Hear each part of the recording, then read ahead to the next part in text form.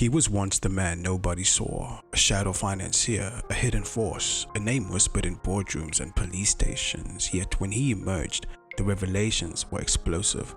Vusimuzi Cat Matlala, the Pretoria-based Tenderpreneur, now stands accused of orchestrating a corruption syndicate the likes of which South Africa has rarely seen. From the corridors of SAPS to the offices of the Gauteng Health Department, his companies won contracts worth hundreds of millions, deals now flagged for fraud, collusion and state capture. His name now lies at the heart of the Big Five cartel, a network exposed by KZN's top cop, Lieutenant General Nhlanhla Mkhwanazi, who shocked the nation by accusing Matlala of deep infiltration of the police and political system. He's been linked to the very scandal that cost whistleblower Babita Deokaran her life, a contract fraud investigation she pursued until her assassination. Today, he's behind bars, charged not just with corruption and tender fraud, but with murder conspiracy, attempting to silence the truth. Investigations by the Special Investigating Unit, the Madlanga Commission, and anti-graft watchdogs are now aligning to unravel his web. This is the story of how a man went from invisible to invincible, how he pulled strings in the highest echelons of power, and why his fall could expose some of the deepest rot in South Africa's public institutions.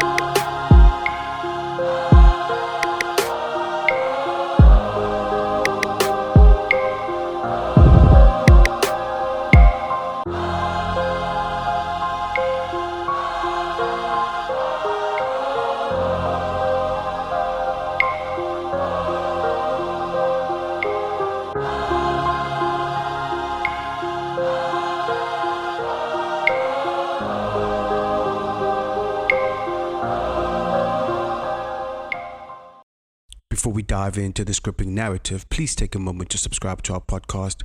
We'd also appreciate it if you followed our sister podcast, Unsolved Murders SA, where we delve into South Africa's most unsettling cold cases. If you enjoy our content and want to support independent journalism, please consider sending us a donation. A gift as small as a cup of coffee is highly appreciated. See the link in the description for details about how to make a donation. Your support helps us keep these stories alive, shedding light on the darkness that still grips our nation. Please take note, the views, opinions, and information expressed in this series are solely those of the individuals involved and do not necessarily represent those of Swishapost, its parent company, Our Wisherwood Publications, and its partners.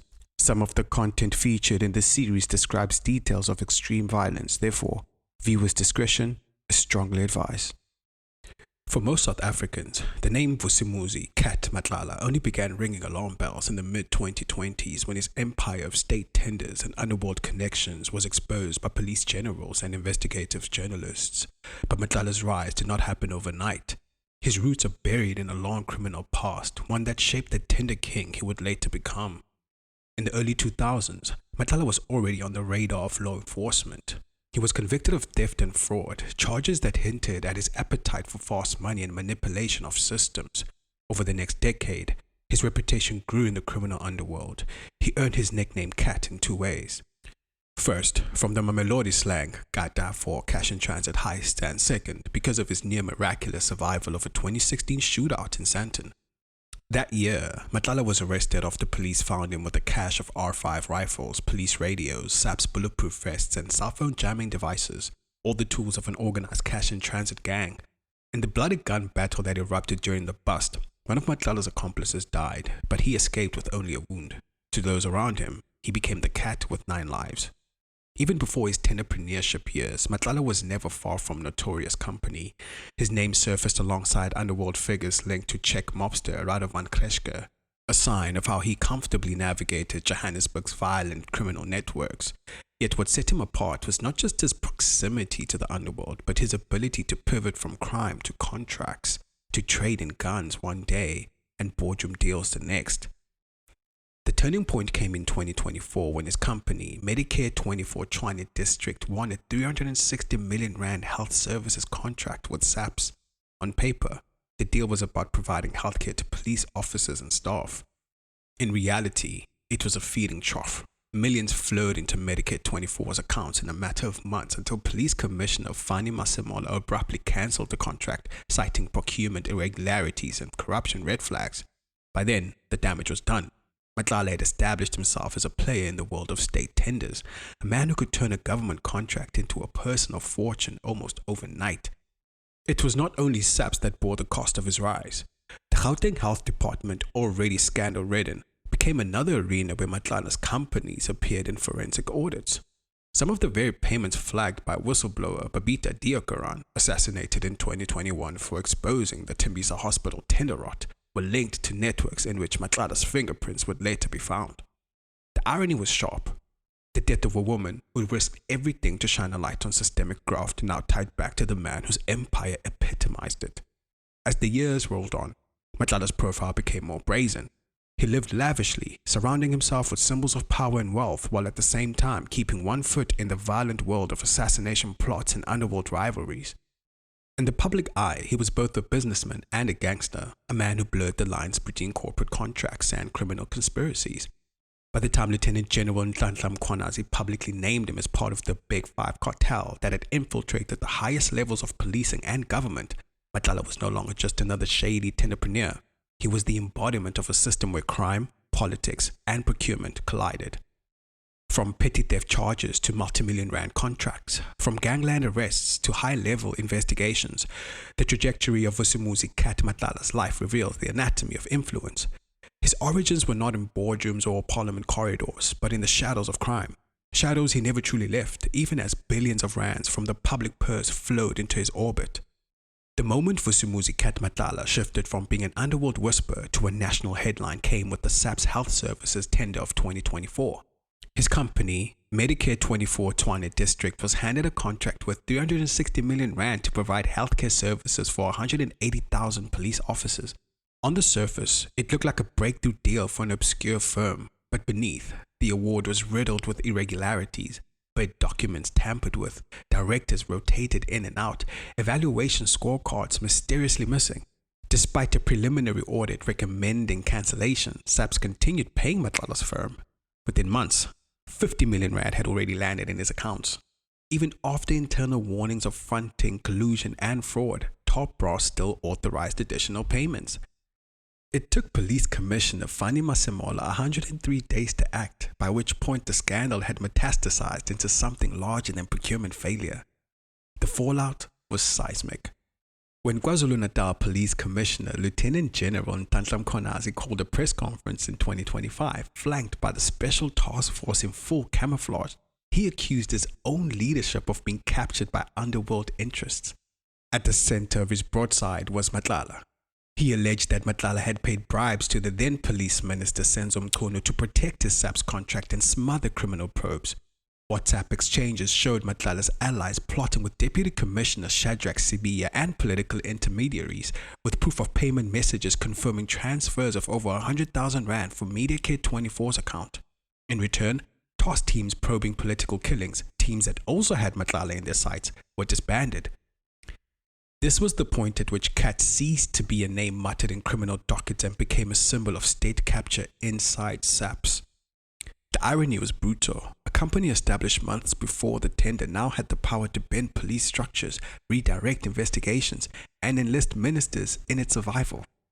But the SAPS saga was only half of the story.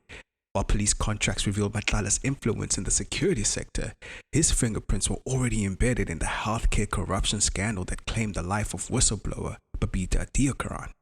In 2021, Deokaran, a senior Gauteng health official, raised alarms about suspicious payments flowing out of Tembisa Hospital. She flagged dozens of small companies suddenly winning multi-million rand contracts, companies with no track record linked by proxy directors and laundering chains. 19 days later, she was assassinated outside her home. 3 years on, the Special Investigating Unit confirmed that Deokaran's suspicions were correct. Their interim report revealed that 9 syndicates had extracted 2 billion rand from Tembisa in just 2 years, with 122 million in kickbacks paid to health department officials. Among the tender dons exposed was Hangwani, Morgan, Maumela, but within the web were also 3 companies linked to Vusimuzi Matlala, which pocketed just under 15 million rand. The overlap was chilling. Here was the same man who had won a 9-figure SAPS contract, also profiting from a syndicate whose exposure led directly to the whistleblower's death. Investigators later confirmed that Matlala's payments from Tembisa were part of the exact flows Deokaran had tried to stop. In effect, the very corruption she died opposing was the foundation stone of the fortune that made him powerful enough to capture SAPS tenders. By the time his SAPS deal was cancelled in May 2025, Matlala had already been arrested on attempted murder and conspiracy charges linked to a failed hit on his former partner, actress Tebogo Tobejane. But the true scandal was broader. The collapse of his police contract, the public expose by Mkhwanazi, and the confirmation of his role in the Tembisa plunder revealed how his influence had grown unchecked. These were the turning points where tenders became empires, empires demanded political protection, and political protection collided with the blood price paid by whistleblowers. Matlala's story is not just about corruption in numbers, it's about the anatomy of capture, the way one man could straddle both the police service and a collapsing health department, and how the silencing of voices like Babita Deokaran's became the cost of his survival. By 2023, Vusimuzi Cat Matlala was no longer just a tenderpreneur hiding behind shell companies and shady contracts. He'd crossed fully into the world of organized violence. The botched assassination attempt on actress and socialite Tobejane, his former partner, marked a turning point. Gunmen sprayed her car with automatic fire outside a Bryanston nightclub. She survived, but another woman traveling with her was hit and paralyzed. For investigators, it was the moment when Matlala's corruption empire spilled blood on Johannesburg's streets. The state alleged that Matlala had paid 120,000 rand to triggermen to silence Tobejane. But this was not an isolated act. Ballistic forensics linked weapons seized from the hitmen to at least 10 high-profile murders, including botched attacks on taxi boss Joe Ferrari Sibanyoni and Pretoria's DJ Vettis. Sibanyoni's car was riddled with bullets in 2022, while DJ Vettis and 3 others were wounded in a separate ambush in 2023. Both survived, but the trail led back to the same networks orbiting Matlala. At the center of this growing scandal was not just a businessman who hired assassins, but a man with the protection of the police service itself. Lieutenant General Mkhwanazi stood before cameras in 2025 and detonated a political bombshell. Matlala, he said, had been bankrolling protection from the very top of SAPS. He singled out the then police minister Senzo Mchunu, who was accused of receiving secret payments via an intermediary, Brown Mokhotsi, in exchange for collapsing the police's political killings task team. That unit, crucially, had been closing in on the Tobejane attempted murder docket. The fallout was immediate. Mchunu was placed on special leave. President Ramaphosa authorized a full judicial commission of inquiry into the allegations. At the same time, the Investigating Directorate Against Corruption, or IDAC, announced a probe into how Matlala's 360 million rand SAPS contract had ever been awarded in the first place. Internal audits found bid rigging, scorecard tampering, and fronting. At least 18 million rand had already been siphoned off as irregular expenditure before Commissioner Masimola cancelled the deal. Within days, Matlala was in handcuffs after a dramatic highway sting in Midrand. While he fought to deny bail in the Alexandra Magistrates Court, appearing shackled but dressed in 27,000 rand Dolce & Gabbana hoodies and Givenchy sneakers, the institutions of accountability circled in. The SIU, which had already tied Matlala's companies to contracts flagged by Babita Deokaran before her murder, broadened its mandate. It confirmed that syndicates linked to him siphoned millions from Tembisa Hospital, part of the 2.3 billion rand plunder that Deokaran died trying to stop. In parallel, the Matlanga Commission of Inquiry began hearing testimony about the extent of police capture, drawing a direct line from Matlala's payments to political cover and dismantled investigations. Even as these investigations gathered force, the contrast between his public persona and criminal reality could not have been starker. News 24's 9 Lives investigation revealed that while staff at his company, MediaCare 24 Tshwane District, went unpaid, Matlala's family drove a 9 million rand Rolls-Royce Wraith, rented 95,000 a month mansions in Waterkloof, and jetted off to Turkey for cosmetic surgery. The excess was funded by public contracts that should have brought medical care for police officers and equipment for Gauteng's hospitals. Instead, they bankrolled a private kingdom. Matlala now sits in prison facing an array of charges: conspiracy to commit murder, attempted murder, money laundering, and fraud. But the deeper story is not just about one man's downfall. It's about a system that allowed a figure with more than 13 prior police investigations on his record to secure contracts worth hundreds of millions. It's about assassinations and middlemen bought with tender money, and it's about whistleblowers murdered or silenced while institutions dragged their feet until the scandal became too large to ignore. The first institution to strip away the mystique around Vusimuzi Cat Matlala did not arrive with blue lights or primetime presses. It came with spreadsheets, bank statements, and procurement bundles. The SIU's language, syndicates, conduits, kickbacks, tainted at every link, read like an anatomy lesson in state capture written at hospital scale. The picture drawn explained not only how money moved, but why the network endured. Every step in the chain was paid, and thus every step had its own reason to keep moving. When the SIU's interim findings named Maumela's network, froze assets worth hundreds of millions, and still reserved a third, Syndicate X, for later unmasking to avoid asset flight, the implication was clear. The ecosystem that enriched these contractors had been built with the help of the state's own hands, and in that ecosystem, Matlala's companies featured as quiet cogs, small enough to miss if you watched the headlines, unavoidable if you followed the ledgers. While the SIU audited a hospital's veins, a different institution prepared to autopsy the body politic. The Madlanga Commission was constructed after KZN's police commissioner detonated his warning that organized criminals had penetrated the justice system. The president's order that a judge take evidence under oath, in open session where possible and in camera where necessary, carried a simple message. The allegations had outgrown the nightly news cycle. They would now be tested with exhibits, transcripts, and consequences. On day 8 of the hearings, South Africa watched crime intelligence head Dumisani Khumalo take an oath and assert that Matlala, along with Sandton businessman Gatiso Molefe, formed part of the influential Big Five that had bent the police service to its will. He spoke of sponsorships for ruling party gala events, of payments routed through intermediaries, of business deals with the son of a Hawks general, and of WhatsApp strands that, in his telling, captured the mundanity of capture. Who requests flights, who delivers guest lists, who signs off fuel, who carries envelopes, who disbands a task team that has become dangerous to the wrong beneficiaries. The commission's gallery was silent as he set out the claim that the Big Five had a head office in Gauteng and a portfolio across drugs, hijacking, kidnappings, contract killings, tender fraud, and extortion. A diversified business model if you stripped it of its blood and the public money. Khumalo's testimony drew a line between skirting the rules and taking the whole rulebook.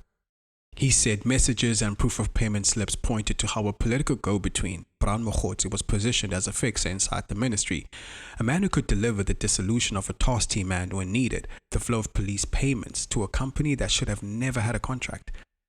He described how National Commissioner Masemola had admitted that corruption investigators warned him about Medicare 2420 district's dodgy status before it ever received its first SAPS check, and how even after an internal audit recommended cancellation, the contract was allowed to run for 103 days, long enough for 50 million rand to be paid out. He alleged that the same fixer pushed to disband the political killings task team under the impression that it was hunting Matlala, even as the team members were in fact being seconded to a Gauteng counterintelligence investigation into him. The logic was circular and efficient. Collapse the unit you fear, even if you misunderstand its remit. Keep the checks coming for as long as plausible, and send the signal that surveillance runs in both directions. The Commission's purpose is not to act as a court. It's to make a public record and force the political system to choose. Yet the detail in the exhibits gave the public a way to measure claims. When News 24 published the proof that 111,000 rand had been paid from Medicare 24's account to a company run by a director linked to Mokhotsi 10 days after he messaged that a task team had been dissolved, the words allegation and denial no longer sat alone in a vacuum. They now sat next to a bank transfer. When the same investigation documented that former police minister Bekicele had enjoyed access to Matlala's luxury penthouse while the tender acrobatics unfolded, an arrangement Cele acknowledged even as he denied any business relationship, the line between proximity and propriety became a matter for citizens to weigh as much as for prosecutors. The point was not to prove guilt by association, it was to prove access by evidence. If the commission is the theatre of testimony, the SIU is the ledger's conscience. In the Tembisa matter, its investigators documented how the hospital's procurement pipeline had been repurposed to sustain private empires. They named officials, tallied kickbacks, and described how even buckets could be billed at luxury good prices when the system forgot how to be ashamed. They identified secondary conduit accounts that existed to launder money from service providers to ultimate beneficiaries, and they described a pattern of enrichment that would be familiar to anyone who's read a forensic report in post-date capture South Africa. Property portfolios expanding as ward budgets shrink, vehicles acquired as clinics defer repairs, trips taken as wards go understaffed. Amid these sums, the detail that 3 of Matlala's companies were paid just shy of 15 million rand matters less for its absolute value than for its connective tissue. It shows how a figure publicly identified with SAPS procurement and political influence also moved quietly and profitably inside the health department's grey economy. The SIU's interim report did not just place him on the map, it showed the roads that led there. The Matlala Commission, for its part, added the missing ingredient that often keeps financial scandals from feeling like crimes: people. It heard how Crime Intelligence Colonel Smanga Simelane and 5 others flew on tickets that investigators say were paid by Matlala's company to attend the ANC's January 8 celebrations in Cape Town. It put into the public record the message-by-message choreography of influence, where a fixer promises proximity to power, identifies who should be flown, and explains how a junket today becomes a contract tomorrow. It recorded how Simelane would later assist Matlala to open a theft case over luxury items allegedly missing after a police raid, and how within days the colonel was on a flight whose payment he professed not to recall. If the SIU's tone is clinical, the Commission's tone is human. Together they lay out systems and incentives, perks and pressure points, until the idea for a capture institution is no longer abstract.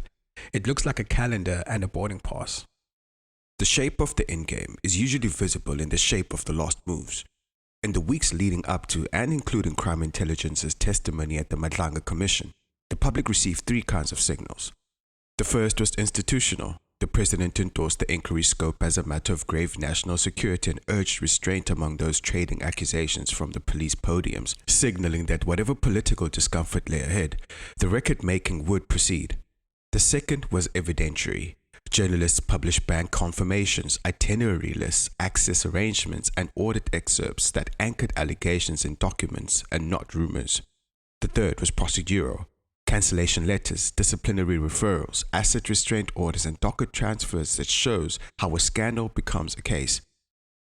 Within the Matlala Commission, the immediate development is the evidence leader's plan to trawl through the WhatsApp strands that Kumalo referenced.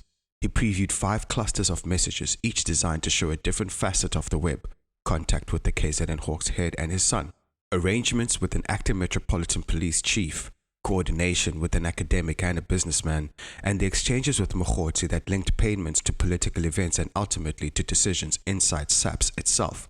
The promise to ventilate these strands is not theatre, it is method. A single payment can be waved away as generosity. A sequence becomes a pattern. When the pattern aligns with official acts, the dissolution of a task team, the transfer of dockets, the sustained life of a tender post-audit, it becomes a map, and that map is what commissions exist to draw. Parallel to the commission, the SIU's interim report describes a calendar of its own. It's already prepared over 100 disciplinary referrals in the Gauteng health matter and indicated that criminal referrals to the MPA will follow. It expects to finalize the Tembisa report in 2027, an acknowledgement of how many procurement bundles and money trails still need to be tested forensically. This protracted horizon may frustrate a public conditioned by headline cadence, but it also reflects a real choice: build a case that can survive legal attack, or build a press release that cannot. The watchdog brief, then, is not to ask for speed at all costs. It's to ask for speed where possible and endurance where necessary. In the meantime, the interim findings stand. They established the scale of theft, they named the mechanics of theft, and they placed Matlala inside that frame. The parliamentary and executive responses grow from the same root. Once the Commission's record becomes public in fuller form, Parliament's relevant committees will move from briefed to seized, and the presidency will have to choose between rhetoric and remedy. In practical terms, what to watch begins with personnel and powers. Personnel, because the figures named in testimony, from ministers to commissioners to colonels, do not occupy ceremonial offices. They sign budgets, appoint command structures, and greenlight tasking orders. Powers, because the Commission's most detailed findings, like the SIU's, are only as sharp as the institutions permitted to act on them. If IDAC is already investigating the SAPS tender award, the test is whether it will indict not only the shell, but the hands that fed it. If the SIU has mapped the health department's conduits, The test is how quickly assets can be frozen and how thoroughly illicit gains can be recovered. The public has seen what cancellations look like. Now it will learn what consequence looks like. Some of the most revealing developments since mid-year have not involved a single courtroom. They've involved the quiet documentation of proximity. When it became public that former Minister Betrayal had access to Matlala's luxury penthouse at Mandalay, Maine, an arrangement he acknowledged while denying any business ties, it placed a pin on the map of relationships that commissions and prosecutors are paid to read. The penthouse stays, on their own, do not prove bribery, they prove channel. The same is true of the ANC gala flights that Matlala's company paid for at Mogote's urging, a package that included a crime intelligence colonel amongst the 6 passengers. A trip cannot convict, a calendar can connect though. Watch for the commission to organize that calendar under oath. The second category of development sits not in Pretoria, but in Ekurhuleni and Johannesburg, in magistrates' courts and regional dockets where the criminal cases against Matlala move at their own speed. He's been denied bail, faces conspiracy and attempted murder counts, and sits inside a matrix of investigations that touch not only his personal life, but his business empire. The coming months will test whether the attempted murder and conspiracy allegations, including the botched hit on Tebogo Tabejane, can be proved with the forensic tightness that assassinations demand. It will test whether the alleged ballistics links to other attacks hold up under expert cross-examination. It will test whether the money laundering charges can be anchored in specific transactions rather than inferential narratives. Procedurally, watch the admissibility flights first. Phones seized, chains of custody defended, warrants tested, and the inevitability challenges to search and seizure operations. Substantively, watch the bridge the state must build between chats and acts. If the purpose of a conclusion is to say what the story means, then the purpose of these closing movements is to say what the story requires. The institutions have placed their markers. The SIU has called the flows what they are and mapped them with enough precision to sustain a years-long prosecution strategy. The Madlanga Commission has sworn testimony onto a public stage where it can be tested, contradicted, or confirmed. The presidency has conceded that the allegations cut to the bone of national security. Parliament has signaled that oversight will not be left to press conferences, and the criminal justice system, halting but unmistakably, has placed a man who once appeared untouchable in a prison cell to wait for trial. What to watch going forward is not a mystery. Watch the documents move from exhibits to indictments. Watch the people behind the job titles either explain their proximity or surrender their posts. Watch the money, because it is better at telling the truth than anyone paid to keep it quiet. And watch the institutions, because their willingness to finish what they have started will tell the country whether this was a scandal contained or a system confronted. Thank you for listening to this episode. If you haven't already, please subscribe to our podcast and follow our sister show, Unsolved Murders SA, where we explore South Africa's most haunting cold cases. If our work resonates with you, consider supporting independent journalism by making a small donation. Even the value of a cup of coffee helps us continue bringing these stories to light. You'll find a link in the description with all the details. Your support ensures that the stories of victims, their families, and the communities they leave behind are never forgotten, and that we can keep shining a light into the darkest corners of our society. Please remember, the views and opinions shared in the series are solely those of the individuals involved and do not necessarily represent those of Sister Post, its parent company, Our Wisherwood Publications, or its partners. Some of the content featured in the series describes details of extreme violence. We urge our listeners to practice discretion and to prioritize their well-being while engaging with our content. Until the next episode, stay safe, stay aware, and thank you for helping us keep these stories alive.